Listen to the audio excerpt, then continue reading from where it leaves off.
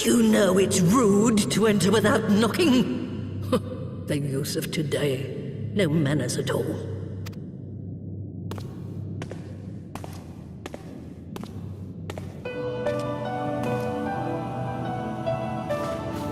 Though we neglected to knock, we did create something of a commotion. I had hoped that would suffice. Heavy-handed as ever, I see. And still not a hint of grace.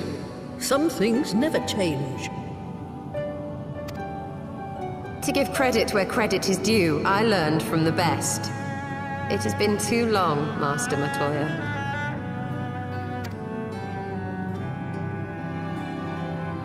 Indeed it has. Oh, it's good to see you again, my girl. And with your fiery spirit unquenched. But look at you, all grown up and womanly. The one there in the fancy duds, that's Louis Soir's granddaughter, I take it? Grandson, begging your pardons. You knew my grandfather, my lady. Knew him? Ha! We were constantly at each other's throats, like rabid dogs we were. Oh, he was a stubborn bucker, was your grandfather. Never a dull moment when he was around, though, I'll give him that. As for you, boy, I've known you since you were a rosy-cheeked babe at the teat. And my sister too, I gather. May I say what an honor it is to meet you again, my lady? Spare me the hollow pleasantries, boy. I'll wager my remaining good teeth you didn't come to a forgotten corner of Eorzea to flirt with a wrinkly old woman. Now out with it. What is it you need of me?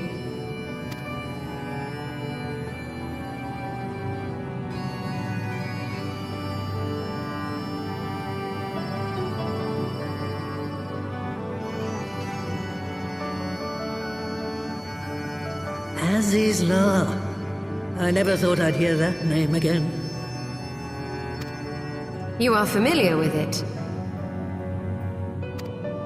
As familiar as one can get from poring over musty old tomes. The Allagans set the Isle afloat not long before the sun set on their empire. Old Louis Soir and I often talked about it. The place is home to a research facility dedicated to finding ways of mastering mighty beings, such as primals and dragons, and find ways it did too, frightening ones. Such secrets as lie buried on Azizla aren't fit to see the light of day. And now you tell me a band of dragon-beating primal botherers are trying to dig them up?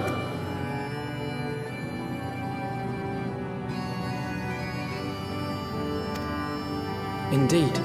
And to make matters worse, the Ascians have a hand in their plot. They must be stopped, no matter the cost.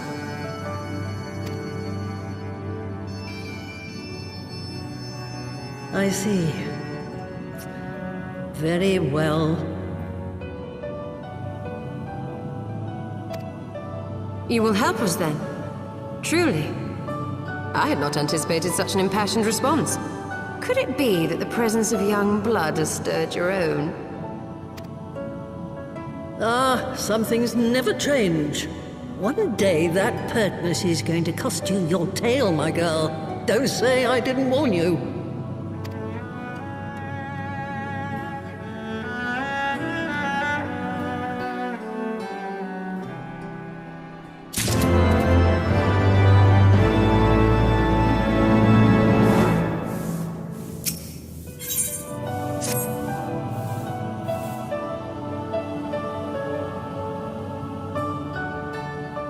Twas some 50 years ago, shortly after Garlemald had brought all of Ilsabard under its rule. Faced with the threat of invasion, the people of Sharlayan scrambled about for a means to resist the Empire. For my part, I was tasked with developing an etheric converger. Ah, yes, a device which draws in ether and concentrates it to produce a destructive force.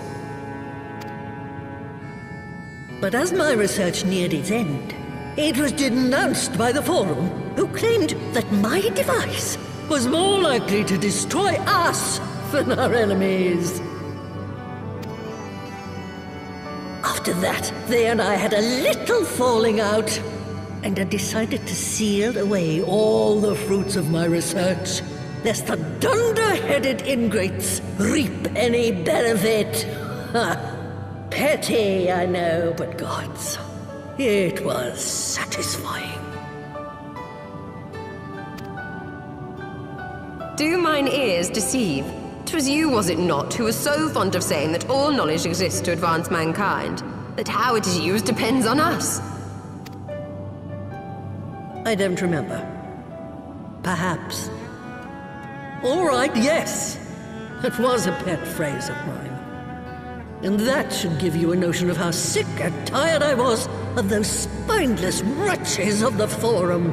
All talk and no trousers, that lot. That's why I decided to remain behind, rather than join the Exodus. You may have had your disagreements with my grandfather, but upon that point, your minds were as one. With respect, Master, the fruits of your research should not be left to spoil. Will you share with us the secrets of the etheric converger? Aye, I will. All the information you need is contained in a tome I wrote on the subject. But you'll have to fetch it from the forbidden section of the Great Library. You were not exaggerating when you said that you had sealed it away. Though the city is abandoned, the library's guardians are all but certain to remain. We must needs cut a path through them. Come, let us away.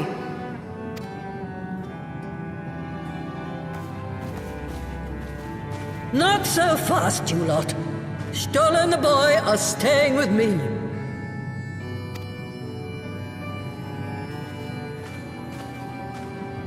I need help to make new